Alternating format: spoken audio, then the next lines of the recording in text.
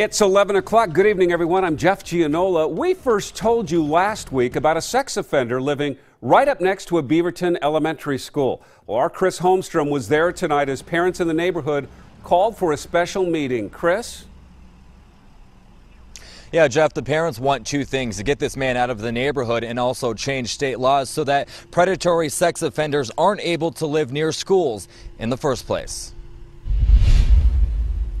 I have two children, both are girls, a 7-year-old and a 12-year-old. A passionate group of parents on a mission. The goal to change Oregon's sex offender laws. He lives right next to an elementary school where 658 students go every single day. Victoria Toews is referring to this man, 67-year-old Joseph Hull, a sex offender who lives directly behind Vose Elementary in Beaverton. This is a sex predator, which is in a different classification than a sex offender. He's considered most likely to reoffend. According to Oregon's Sex Offender Registry, in 1986, Hull was convicted of felony sex abuse involving a child under the age of 12. Our Amy Frazier went to talk to Hull himself today and asked if he thinks he could reoffend. I don't put myself in that position. I'm not supposed to be around kids, and I realize that, and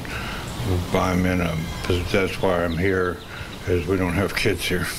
But you have kids, lots of kids, hundreds of kids, right behind this home. Well, that's over there, and I avoid that completely. Why is this happening in Oregon? There are other states that have legislation in place in which a sex offender can't be within 2,000 feet of a school. California is one example, but I checked and found out in Oregon and Washington, there's no law regarding where sex offenders can live. We're concerned, and we're not going to stop until we get a resolution that keeps the kids safe. And I also reached out to the state senator and representative in this area to find out if they plan on working with parents on changing these laws. I'm still waiting to hear back, but of course, I'll let you know what I find out. Jeff, back to you in the studio. Okay, Chris Holmstrom, thanks.